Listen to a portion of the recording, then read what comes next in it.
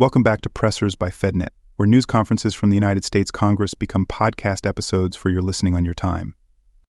On June 4th, House Republican Conference Chair Lisa McClain was joined by freshman colleague Mark Messmer, Majority Whip Tom Emmer, Majority Leader Steve Scalise, and Speaker Mike Johnson for their first weekly news conference of the summer work period as Johnson planned action on a rescissions package of spending cuts submitted to Congress by the White House. Johnson is asked about Elon Musk's statement the day before about the budget reconciliation bill and more. The following material is protected by copyright. Well, good morning, everybody. And let me begin with this first. My thoughts and prayers go out and are with the victims of the anti-Semitic terrorist attack in Boulder, Colorado recently. The Jewish people should absolutely not have to face this violence anywhere, let alone in the United States of America. Recently, 2 young people were shot and killed in our nation's capital in an anti-Semitic attack. And if that wasn't enough, Holocaust survivors are now actually being burned alive.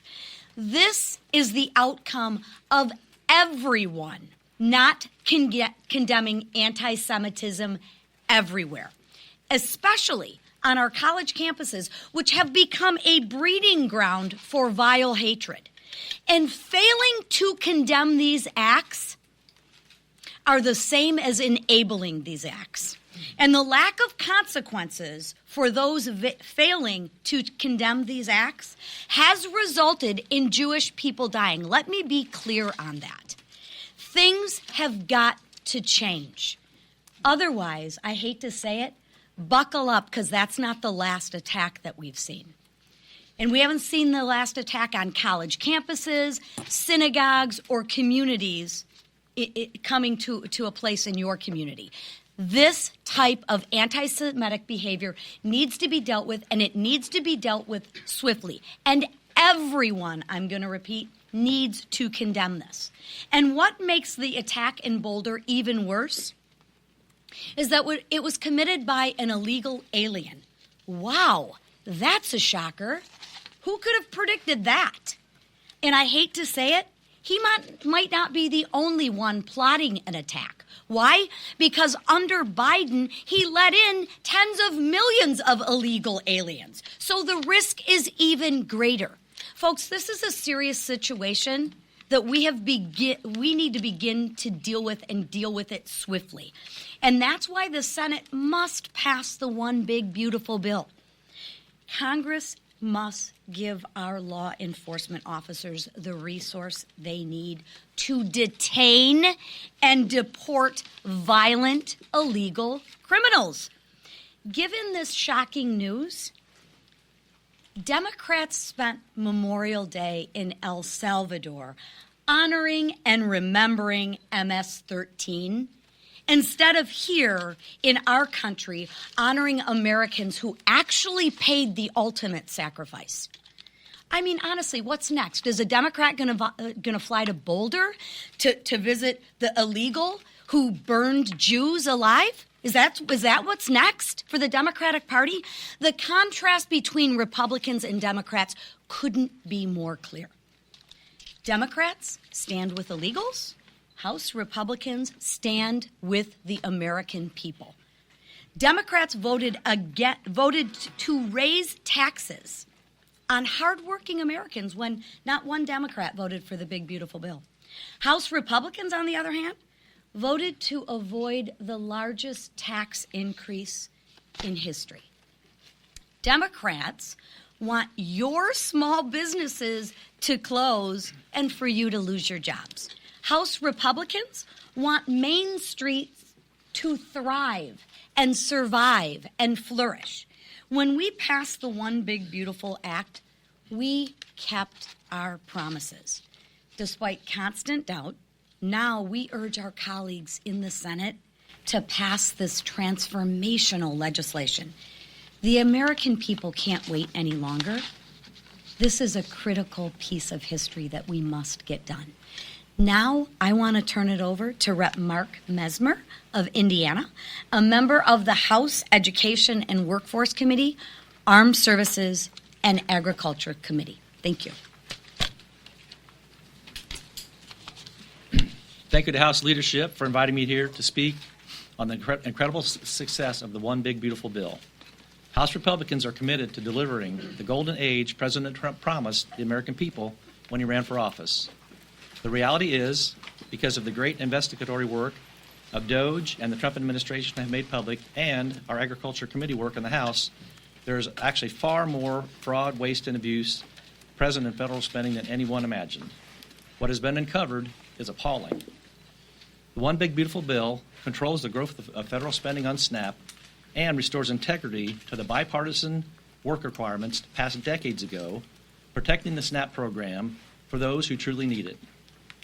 For the first time ever, the bill holds states accountable for inaccurate benefit payments. I believe our work marks a new era of efficiency and fairness by encouraging modest state contributions. I'm proud to say that the language passed on the House floor also includes historic investments in conservation to support the best stewards of our land, the American farmer. The bill refuses to neglect rural America. With incredible improvements to the farm safety net, our farmers will be supported as they bring healthy, safe, and affordable food to the kitchen tables of Americans. What we passed in the House is both a lifeline to those who need it most and a promise to the American farmer that we cannot and will not take lightly the importance of their hard-earned contributions to our nation. Thank you. Thanks, Mark. On Sunday afternoon, we witnessed yet another horrific anti-Semitic terrorist attack on U.S. soil. While a peaceful group marched to call for the release of innocent hostages held by Hamas, an evil man launched a well-thought-out, deliberate attack intending to kill, quote, all Zionist people, end quote. As he threw Molotov cocktails into the crowd, he shouted, "Free Palestine."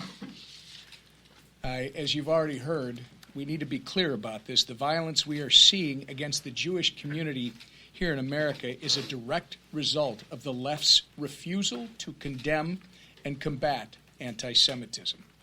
Sadly, this evil ideology has not only been tolerated by the left, it has been encouraged and enabled. When rampant anti-Semitic behavior exploded on college campuses in the wake of October 7th, Joe Biden and the Democrats refused to hold these universities accountable. Even sitting Democrat members of Congress regurgitated talking points from Hamas terrorists and normalized riots that do the same. It's unacceptable. To add insult to injury, the Colorado terrorist was, again, an illegal alien who was allowed in the United States by the Biden administration.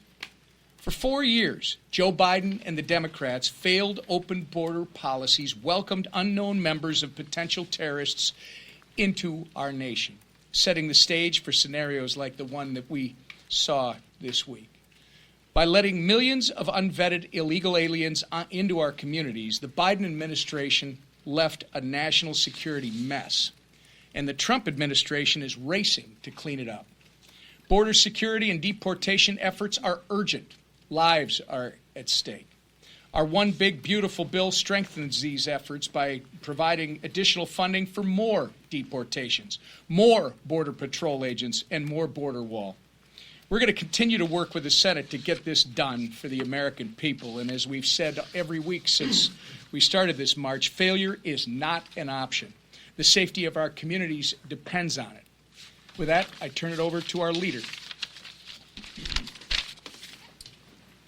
Thank you, Whip. We all mourn those who were the victims of these attacks here in Washington, D.C., as well as in Boulder, Colorado. And it just unfortunately highlights this continued anti-Semitism we've seen around the country. Last week I met with Jewish leaders, and they're understandably concerned about this trend that keeps going on. It's been going on for years. You go back to October 7th, and ever since then it's been a growing equivocation between almost trying to equivocate what the people who attacked and murdered Jews in Israel and Americans and kept hostages with those in Gaza who we've seen what Gaza's become. and all of those who want to clean up Gaza. President Trump's made it clear. Prime Minister Netanyahu's made it clear. They want to turn Gaza back into a place where you don't have to fear for your life that it's going to be a terrorist hotbed. And yet there are people that want to sympathize with the very terrorists who want to continue to not only carry out evil against Israelis, but against people here in America and all across the globe. It's got to stop. We're going to continue to bring legislation on the House floor to address it. Now, I do want to talk about the One Big Beautiful Bill. This House came together in a way that maybe surprised some people here in Washington. We've defied the odds every step of the way, from the first vote on the budget to the second vote on the budget to final passage. But there's a reason for that. And, you know, as the whip just said, we've said all along, failure's not an option. I've been asked by some in the press, what's plan B, when there were reports that the bill was going to fail?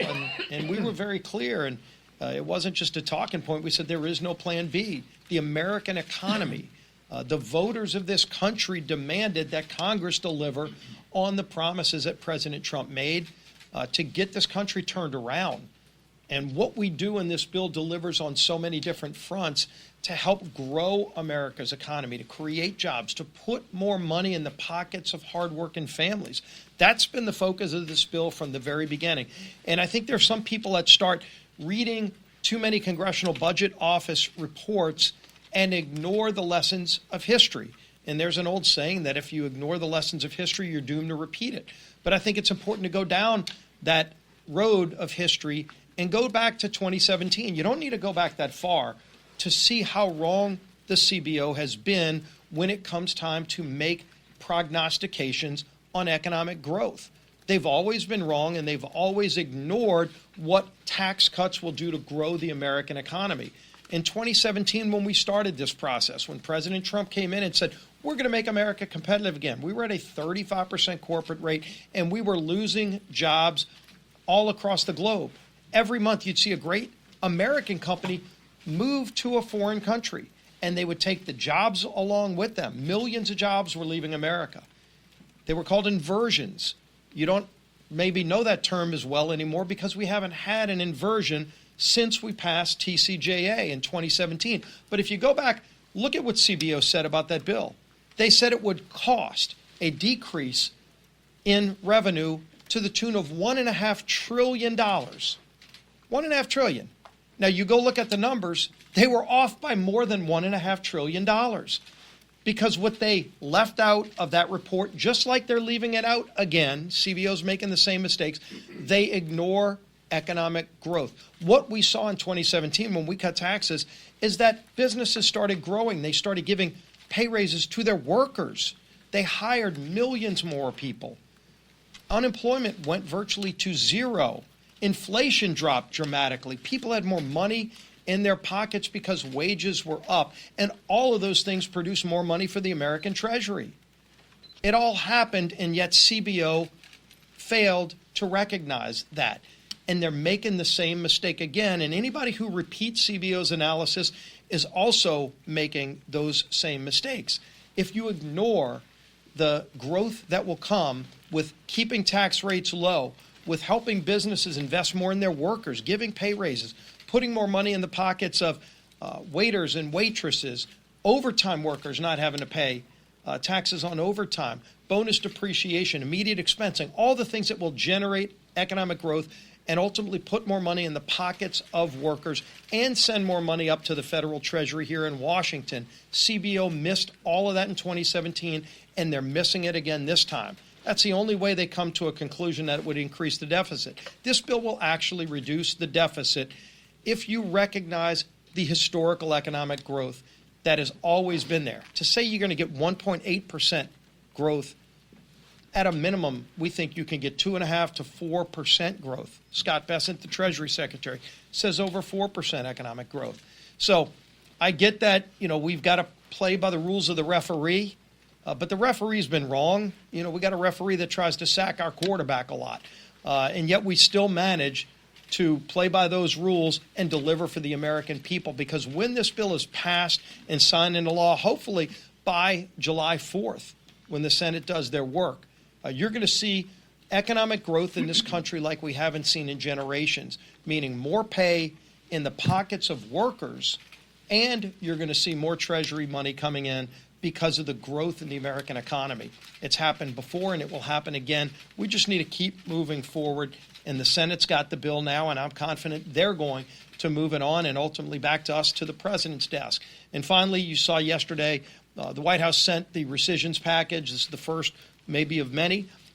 We are now putting that in bill format. We'll file that bill hopefully by tomorrow and then bring it up to the floor quickly and get rid of more waste, fraud, and abuse in the federal government. This will deal with, obviously, the abuses we all saw at USAID, NPR, and public broadcasting. So those are the things that are going to be in this rescissions package. We're going to continue working with President Trump to root out waste, fraud, and abuse and get the American economy turning around again. And the person who's leading that charge is our Speaker, Mike Johnson.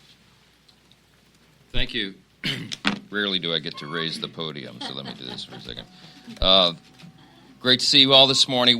Look, our leadership team had very much looked forward to this press conference, our weekly press conference with you today, because we wanted to celebrate this historic passage of our big, beautiful bill 4 days before Memorial Day, our self-imposed deadline. And that's a big achievement, and I'll address it. But obviously, our attention has been diverted and our mood very much dampened by these atrocities that continue against our Jewish friends and neighbors. It's really something that's been discussed already this morning, but this attack over the weekend was actually the second time in 3 weeks that our country's witnessed these horrific acts of anti-Semitic terror here on American soil.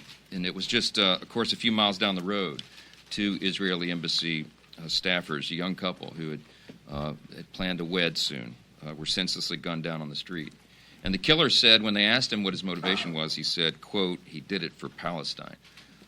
This weekend, an Egyptian terrorist in Boulder, Colorado, Mohammed Soleiman, lit at least 12 Jewish people on fire. They were at a parade, an event there. He told police he wanted to kill every single one of them. And you know what he said when he yelled out during the attack? He said, free Palestine. We also can't forget that in April, a terrorist burned the governor's mansion in Pennsylvania, attempting to kill Jewish Governor Josh Shapiro and his sleeping family inside. Search warrants found that the terrorist targeted Shapiro because of, quote, perceived injustices against Palestine. There's a theme here. Why would terrorists target a young innocent couple or peaceful protesters or the governor of an American state with no jurisdiction over a war that's happening 5,000 miles away? Because it isn't about Palestine. It isn't about Gaza. It isn't about any particular conflict.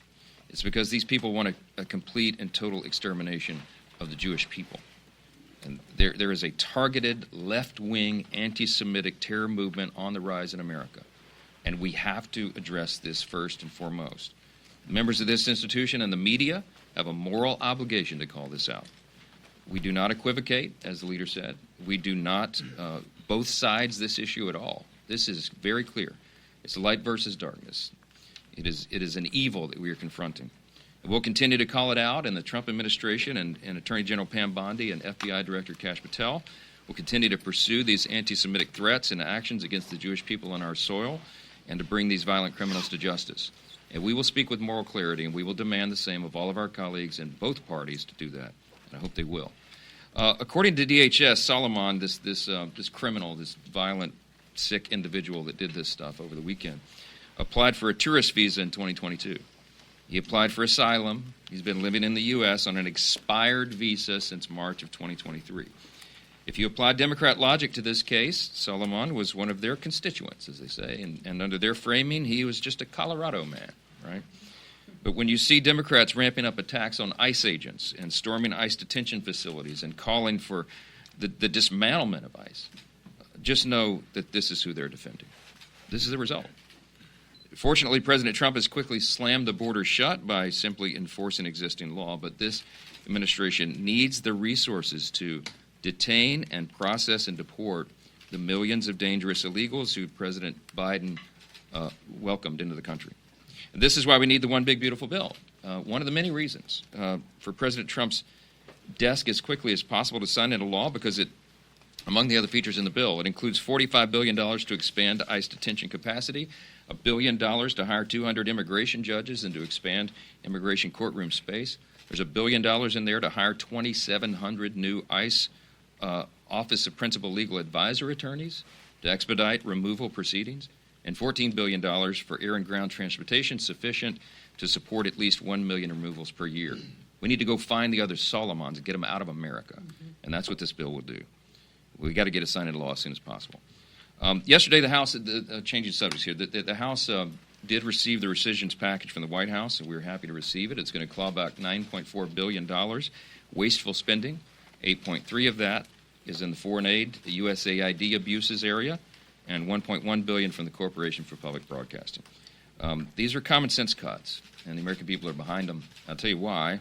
Just in the Corporation for Public Broadcasting space, don't forget, the NPR refused to cover the Hunter Biden laptop story. They repeatedly insisted that COVID-19 did not originate in a lab, and they ran stories defending looting during the Summer of Love, if you remember all that. Its CEO admitted that she regards, quote, truth as a harmful, quote, distraction from NPR's objectives. PBS produced a movie titled Real Boy, which celebrates a transgender teen's transition. This is all with taxpayer dollars. PBS has featured drag queens in programming for little kids. There is no reason for any media organization to be singled out to receive federal funds. We're in a different era now, especially those that appear to have so little regard for the truth. On the foreign aid front, we're cutting things like $6 million for net zero cities in Mexico, $4 million for sedentary migrants in Colombia, whatever that means, $3 million for Iraqi Sesame Street, $2 million for teaching young children how to make environmentally friendly reproductive health decisions. We're not making this stuff up. $1 million for voter ID in Haiti, while they oppose voter ID here. This rescissions package is the manifestation of the DOGE effort, which has transformed the way American people view government, and it's going to ultimately ensure greater accountability in government going forward. In addition to codifying the work of Elon Musk and DOGE, this week the House will continue to codify the President's executive orders. We've got 3 of those on the floor this week. The list real quick, Representative Beth Van Dyne's American Entrepreneurs Act ensures taxpayer-funded loans go only to Americans, codifying President Trump's executive order to end taxpayer-subsidized open borders. Representative Brad Finstad's Save SBA from Sanctuary Cities Act moves SBA offices out of sanctuary cities and into non-sanctuary municipalities. It will codify President Trump's executive order to protect American communities from criminal aliens. And the last one this week is Representative Rob Bresnahan's CEASE Act, which aligns with recent action taken by the Small Business Administration to restore oversight capabilities to the SBA by limiting the number of for-profit small business lending companies. These are common sense provisions. They deserve to be signed into law, and this is a continuing series of things that we've signed into law, executive orders. There are many more to come, and you'll see the House continue that effort in earnest this week. Let me take a few questions. I can guess what they'll be. Chad. How can you explain the fact that Republicans voted for this interim spending bill back in March, greenlighting this money, and 2-3 months later, then you want to take back that money? That seems inconsistent. Well, if you're talking about, for example, this USAID money and this kind of stuff. But that was approved in the CR back in... Yeah, it was. And here's the point. It's a critical point. When I met with Elon in his office back in early February, he had just gotten into it. They were just uncovering the USAID abuses. And they went after USAID first for their review, their audits, because USAID screamed the loudest, opposed the loudest of this accountability measure. And so they effectively put, the scrutiny target on their own backs. And Elon and I were in his office late one night. We were talking about this, and I said he had finished USAID. They were just starting on Social Security. And he was finding all these abuses. And we were talking, and he and I were getting increasingly excited together about this new era of accountability. And it occurred to me we were excited for different reasons. And I said, Elon, you're excited because you're looking at this as a data analyst and a scientist. And I'm looking at it as a constitutional law attorney and a legislator and his novice historian, right? But, this is about more than saving money. This is about restoring the framers' original vision for the Constitution. The framers of our magnificent form of government, our matchless Constitution, what they envisioned, and in fact what they designed, was a small, lean federal government. They wanted most of the power reserved for the states, for the people at a local level, the closer to the people, because there's more accountability and efficiency. And so the DOGE effort overall, what it does is it restores the framers' vision, because what Elon was able to do, what he's been able to do, what Doge is able to do, its lasting legacy, is they cracked the code. They got inside the belly of the beast. He was inside the bureaucracy of the agencies with his algorithms, crawling, finding all the irregularities and the abuses. He did something we had never been able to do before, Chad, not as long as I've been in Congress in 9 years and not for decades. I told Elon that night, I said, you're doing something that we were not capable of doing. We've tried to perform our oversight responsibility, but Congress has not been able to get the things that uncover the abuses that you found. We didn't know we were funding transgender operas in Peru, obviously, right? Like, we would have stopped that. But our committees did their diligent work. They've done oversight. They've had hearings with the heads of the bureaucratic agencies, the executive agencies. Subpoenas have been issued. But never did they turn over this level of data and this level of detail. It was unknowable to us until now.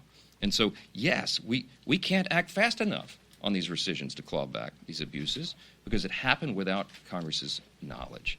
And that's a really important thing to point to. And look, you give credit where credit is due, and I credit Elon and the Doge effort for doing that. Doesn't that undercut Congress? I mean, if that was Congress... No, Chad. I understand the uniqueness of his situation. Yeah, but what it's going to do, the lasting legacy of this, and the reason it's so important, the reason they deserve accolades, is because they have done a reset in Washington. Now, everybody knows what the abuse is, not just Congress, but the American people. And we'll be able to demand and ensure greater accountability going forward, and that is a huge innovation. Yeah. Elon Musk was sort of alluding to electoral threats against Republicans who voted for the big, beautiful bill. I mean, he spent $290 million in the 2024 election. How much of a threat is this to keeping the majority in 2024 or 2026? Look, let me just address the Elon controversy and tell you that I consider Elon a friend. He's obviously brilliant. I just told you we credit him with all the big changes with Doge and everything else. It's curious to me what happened this week, and full disclosure, Elon and I had a great conversation, about a half-hour-long talk on Monday this week. Monday morning, and we talked about the big beautiful bill because I think he was trying to make a joke a couple of days earlier. It can't be big and beautiful, and I started the conversation. Oh yes, it can, my friend. It's very beautiful. So we talked about all the record level of savings. My friends, no government in the history of mankind has ever cut $1.6 trillion in a piece of legislation. We're doing that here. The extraordinary level of savings and the historic level of tax cuts at the same time, and all these great policy prescriptions. And I talked to Elon through all that and explained to him what we're doing, and that this is just the beginning of a long process of making government more efficient and effective, of cutting wasteful spending, fraud, and abuse. And you can't do it all in one bill. It took Congress decades to get to this situation. It's going to take us a little while to get out of it. But we have a very specific plan to do that. And Elon was encouraged by that conversation. It was a very friendly, very fruitful conversation together. And he and I talked about the midterm elections. And he said, I'm going to help. We got to make sure that the Republicans keep the House majority. We can't have the president impeached, which is what the Democrats would do on day one, as we all well know. And we've got to continue this. The Trump administration needs 4 years to do all this reform, not 2 years. The Biden administration, Biden-Harris, made such a disaster of every metric of public policy, it's going to take us more than one bill to fix it all. Elon and I left on a great note. We were texting one another, happy texts, Monday. And then yesterday, 24 hours later, he does a 180 and he comes out and opposes the bill. And it surprised me, frankly. And I don't take it personal. We don't take it personal. Policy differences are not personal. I think he's flat wrong. I think he's way off on this, and I've told him as much, and I've said it publicly and privately. I'm very consistent in that. But am I concerned about the effect of this on the midterms? I'm not. Let me tell you why. Because when the big, beautiful bill is done and signed into law, every single American is going to do better. This bill is geared for middle and working class Americans, and they are going to feel the effects of it, and they're going to feel it before the midterm elections. So I have no concern whatsoever. I'm absolutely convinced that we're going to win the midterms and grow the House majority because we're delivering for the American people and fulfilling our campaign promises, and we'll see how that happens. Second row, Rodriguez, ma'am. You floated a second reconciliation package. What would be in that second package once y'all get to it? You know I'm not going to tell you that this morning. Great question. No, yeah, let's get the first one done. Leader's been around Washington a while. Look, I said this is the beginning of a process, and what you're going to see is a continuing theme of us identifying waste, fraud, and abuse in government, which is our pledge of common sense, restoring common sense and fiscal sanity. So we have lots of ideas of things that might be in that package, but as you know, for the first reconciliation package, for the big, beautiful bill, we worked on this for about 14 months. I mean, this wasn't something we just drew up overnight. So we'll go through that same laborious process, and it'll be fruitful in the end, and we'll do right by the American people. Front row. Speaker, you mentioned that you talked to Elon on Monday. He made this 180. What do you think changed? Why do you think he's coming out against this now? And have you spoken to the president and Elon since the infamous tweet? Well, I'll tell you, I called Elon last night and he didn't answer, but I hope to talk to him today. I mean, it's not, it's very friendly, and we've laughed about our differences on policy before. I'm not upset about this, and I just, I think he understands, and he's acknowledged to me before, that this is so serious that we can't fool around with it. I mean, the debt cliff is approaching very quickly, right? All the things that are in this bill are so important for the U.S. economy. It's going to be jet fuel for the U.S. economy. All boats are going to rise. And the sooner we do that, the better. And the risk of not getting it done is enormous, not just for the Republican Party, but for the country. We got to do this. We're going to have the largest tax increase in U.S. history at the end of the year if we fail, and all the other calamities that we've talked about. So we've got to get it done, and I think Elon understands the weight of that, and I hope he comes around. I'd love to talk to him this week, and I hope he calls him back today.